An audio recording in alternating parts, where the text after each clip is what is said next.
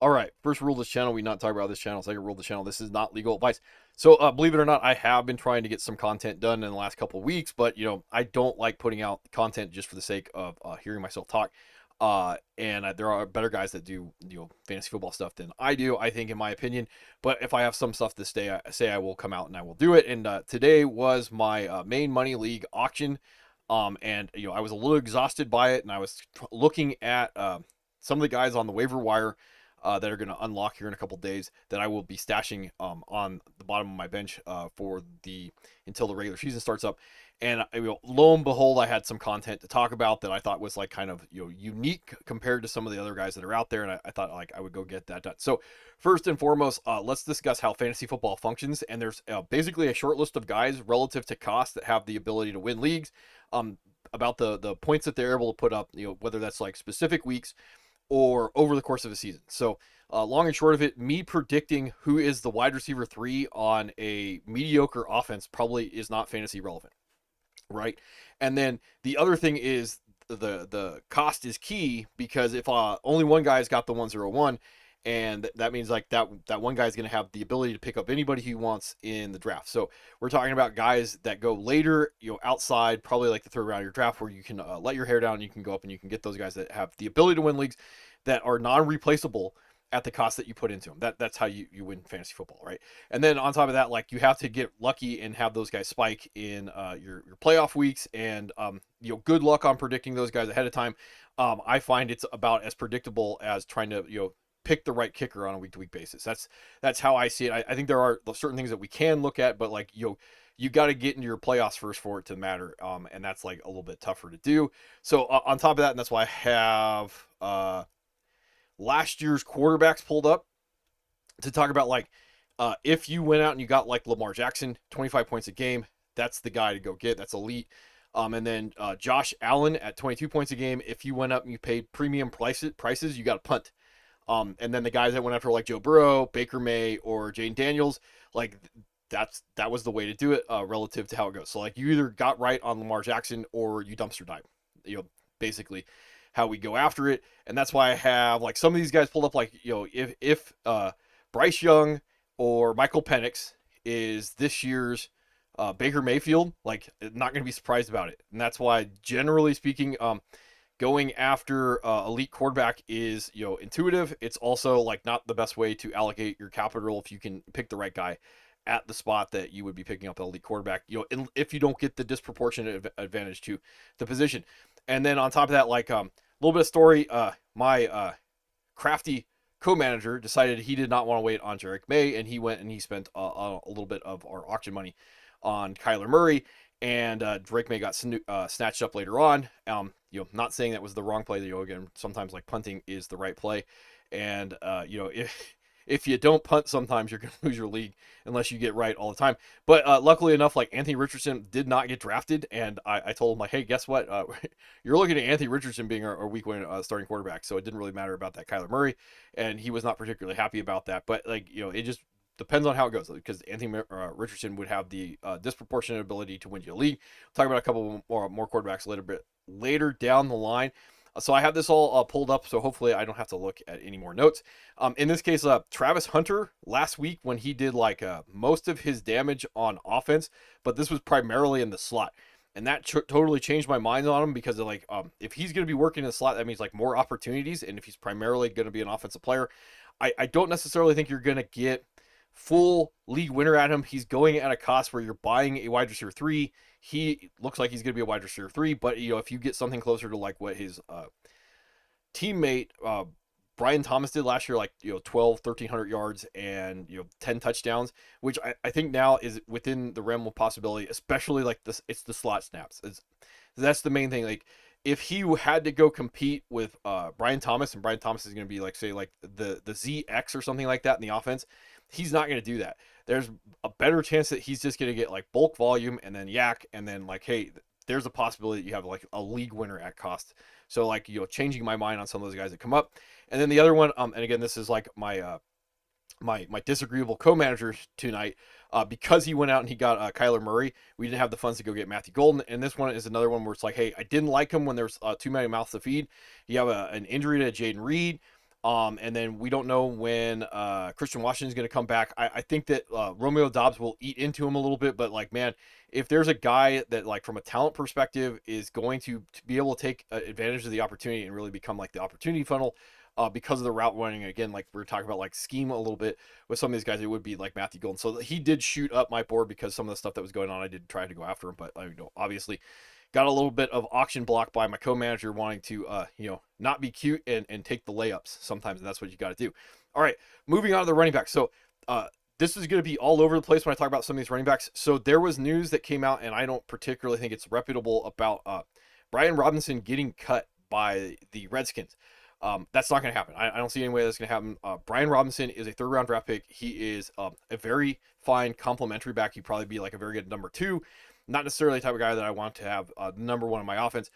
But I can see him getting traded. I've already talked about the fact that I can see Austin Ekeler getting cut. I did go try and hunt down some Ja'Cory Crosby Merritt tape, and it's weird. So last year he was only able to play like 1 game for Arizona, and then he was ruled ineligible. So he did show up to the combine and run a 4.45. I watched him run a little bit of tape, but going back to New Mexico the year before, not when he was at Arizona. Not necessarily going to say like very impressed by him, but it does seem that the Redskins are. I think there is a little bit of patience to his running style, which I thought was interesting. And then with the 4.45, and then it's just about opportunity at that point. So like I can see, even though he's like a 7th round draft pick, I can see Austin Ekeler getting cut. There's going to be redundancy between Brian Robinson and like Chris Rodriguez. Nichols is still going to be there in that like that ugly wide or running back 3 role. I can see that road where there is a cut and then a trade or something like that between these guys, and then this would be in that realm of the price that you would pay for him to be able to win leagues, even as an RB2. So like I can see that now. So even though that report I thought was like a little bit of hooey, I do think that there is logic behind the Redskins moving on from like Brian Robinson, who is not the most let's say game breaking back. He is methodical. There's guys we're going to talk about like when it comes down to that, like scheme wise, 4.45 may be able to put more yards and more points on your field, and then having a guy like that on the field, like I can see it at this point. So in my auction league, he would be a guy that I'm going to be dropping my kicker and my punter because I have to by league rules pick those guys up, and then the moment it unlocks, I go pick up a guy like this and just wait, see what's going to happen between now and roster cut down day. Ollie Gordon, this a couple hot takes. Not going to be surprised that he could even go as far as be like week 1 starting running back for the Dolphins. Now I've heard that the Dolphins are having offensive line problems and that the entire offense and team is just not what you want to be drafting at this point. But Achane did pop up today with some type of like soft tissue lower body injury, and it said like days or weeks. And I guess like Jalen Wright, this was the knock on Jalen Wright coming out of college, that he just may not be good at football. And I can see it at this point. So like, if you're in that type of league that you want like a 1-week rental or something like that, like I could see it occurring. And this would be another one of those guys like your Roschon or your Jamal Williams, like could get a lot of red zone work. I don't know how much red zone work there's going to be, or I said goal line work there's going to be for the Dolphins. All right, Taj Brooks. I like Taj Brooks. I don't see any way he is fantasy relevant, almost to the point of even with a Chase Brown injury. And that's because last year with Khalil Herbert on the roster, all the red zone opportunity was going to Chase Brown. And Samaje Perine is going to be there, and Samaje Perine is like the epitome of a dirty work back, and he does 2 things really well. He does pass blocking, and he does goal line. He does short yardage. So, even if you get an injury to Chase Brown, Samaje Perine is going to still do the dirty work stuff, and that means like you may get some type of like ugly RB2. I don't know if he's going to necessarily be that guy outside of like cuff range. So like I don't know how, like this is one of those ones where it's like I don't know how I tell the story about how he's one of those 12 guys that is able to win me a league. Same thing with like Woody Marks. I'd be putting my money on Dameon Pierce at this point if I have to, and I don't know if I want to touch any of these guys.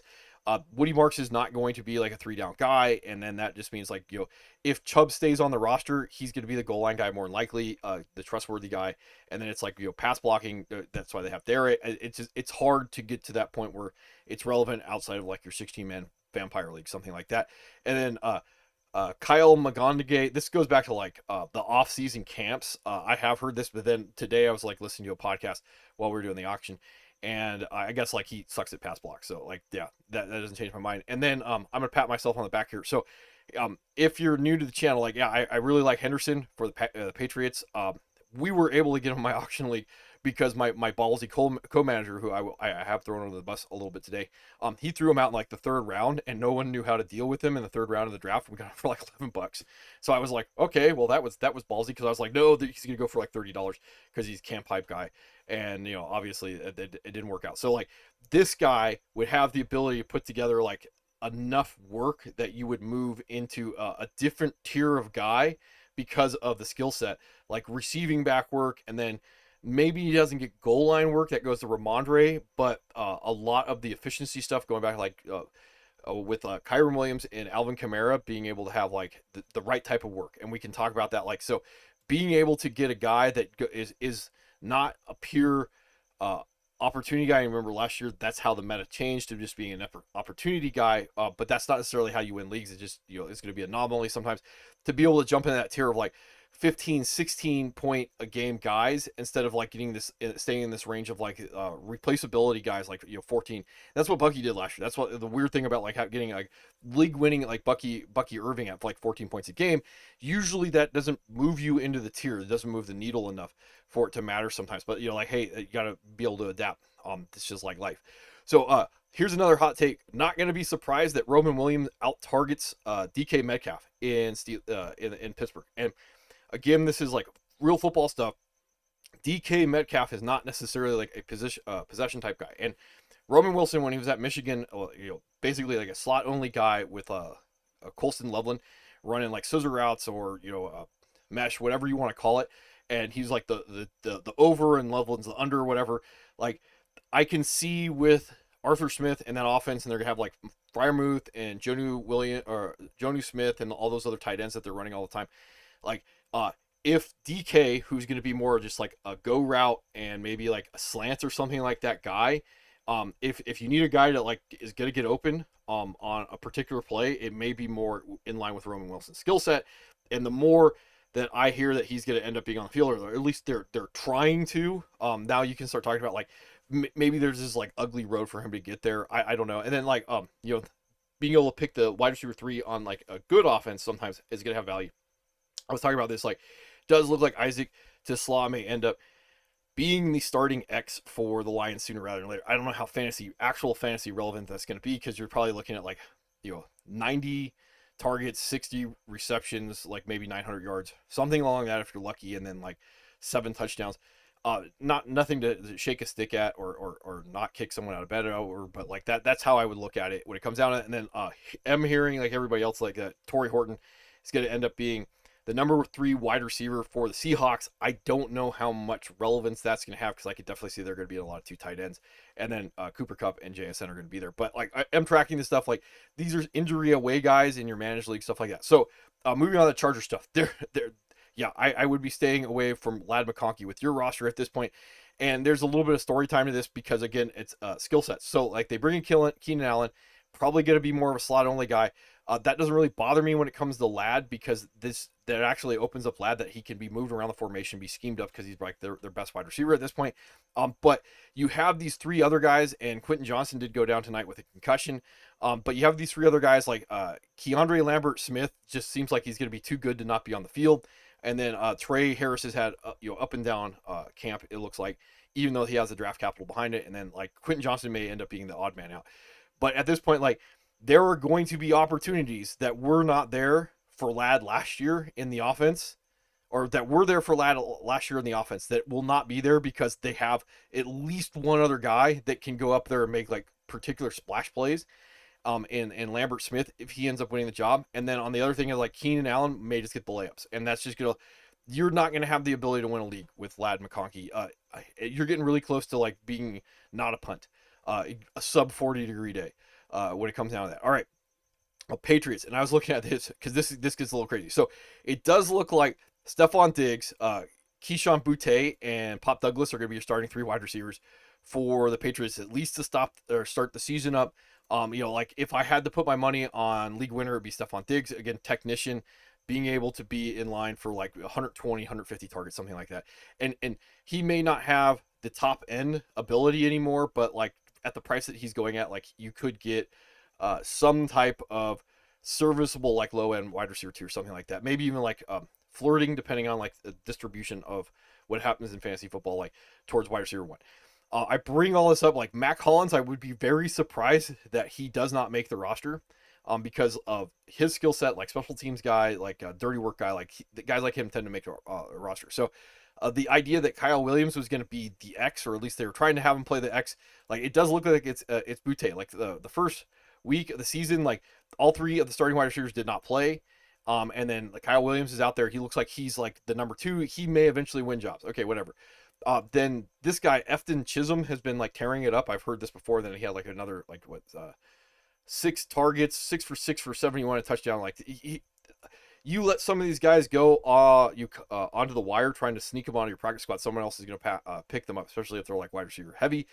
And then Javon Baker, it looks like the wide receiver was at like 6 or 7 when it comes to the Patriots right now. So a couple guys that this gets interesting on. This is not necessarily fantasy related, but it's just stuff that I like to track. Jolyn Polk does look like he's probably going to get cut at this point. And then I was looking at like Kendrick Bourne. So he signed this 3-year, $19 million contract last year. Yeah, like I don't see any way he actually like makes the roster at this point. Like that's Cutville right now, because if they're still giving opportunity to Baker, and Chisholm's tearing it up, and Kyle Williams is like the guy of the future 3rd-round draft pick, maybe they'll cut Mac Hollins, but it ain't going to be to save like Jalen Polk or Kendrick Bourne. Like this is really interesting, and we can already talk about like the top 3 wide receivers with Drake May on that. This is like the stuff that I think is interesting down the line for redraft. Other things to look at with the Texans, like Nico is going to be Nico. He's going to be top 10 wide receiver. I don't see any way that's not going to happen. Does look like Christian Kirk is the number 2 in 2 wide receiver sets, and then he'll probably like end up playing the slot. I did see that, I think, on Twitter someplace.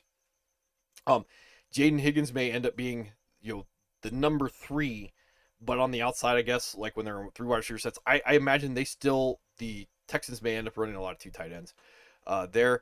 And then Tank Dell will be like on the pup for the foreseeable future. They have like 3rd-round draft pick Jalen Knoll. He'll eventually be something. I did like him. A former 1st-round draft pick like Mechie's still there.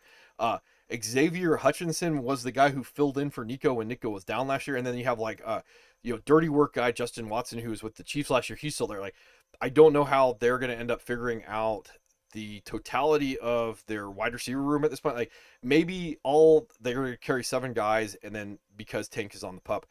But I don't know how much value Christian Kirk and Higgins and these guys are going to have, because once everybody gets healthy down the line, yeah, it's one of those like good problems from a real life football perspective. It's a bad problem from a fantasy football perspective to be looking at not named Nico Collins. All right, other things is would not be surprised that Jackson Dart is going to end up winning leagues. And again, it's the preseason, but we don't necessarily care about that. What we care about is the fact that like goal line fullback has value. And then the other thing from a quarterback perspective is I did see some rumblings that like with the Matthew Stafford stuff, that would not be surprising that Stetson Bennett is the guy at a certain point. And then I guess he did play well tonight.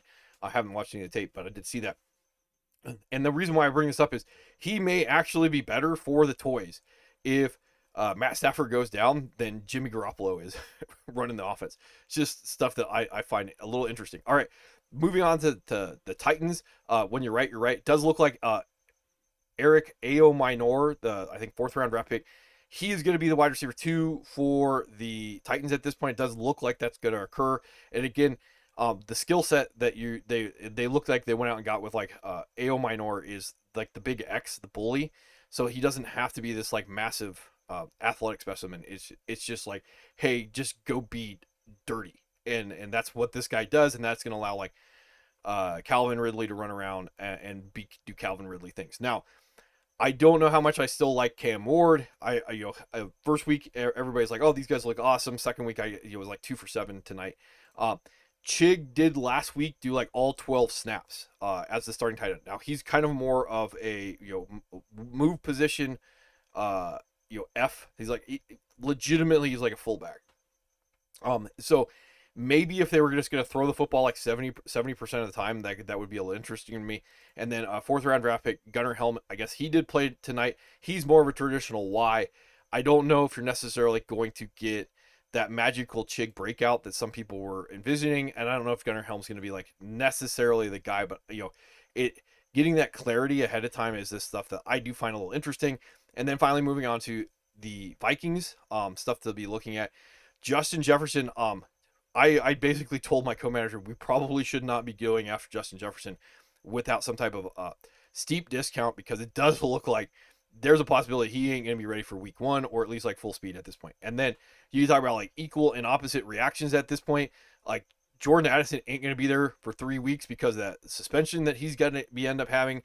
I did talk about this, at least in my own head, is that like this would move TJ Hawkinson up for at least the beginning of the season, 3 weeks into that top tier of guys, in my opinion, like with your Kittles, your McBrides, and your Bowers. Start the season off like, because you could definitely see, or at least I can see that he can lead the Vikings in targets for the foreseeable future. And then our boy Jalen Nailor would be the guy, but he's hurt right now.